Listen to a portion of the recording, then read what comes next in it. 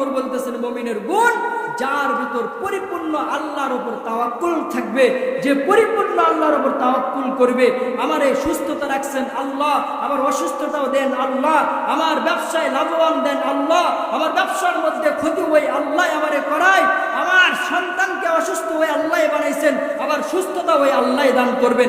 এই তাওয়াক্কুলের উপর যে থাকবে, বোঝা যাবে তার ঈমান আছে। এই তাওয়াক্কুল, আমাদের ভিতর তো তাওয়াক্কুল নাই। যার সন্তান হয় না সে চলে যায় মাজারে, সে চলে যায় মহাস্থানে, আল্লাহর উপর তার বিশ্বাস নাই। কথা কান ঠিক না ব্যাঠিক? এমন মা বোন আছে না নাই? কিন্তু এই বিশ্বাস রাখতে হবে একমাত্র কার উপর? জোরে বলেন, কার উপর? সন্তান যদি মৃত্যুর আগ পর্যন্ত তোমার সন্তান না যায়, কোন ভণ্ড বাবার দরবারে যাওয়ার তোমার অধিকার নাই। কথা কান ঠিক না ব্যাঠিক? যদি কেউ ভণ্ড বাবার দরবারে যায়, বুঝতে হবে তার ঈমান না, ঈমান চলে গেছে। তার আল্লাহর উপর তাওয়াক্কুল নয়, ভণ্ড পীরের উপর তার তাওয়াক্কুল হয়েছে। কথা কান ঠিক না ব্যাঠিক?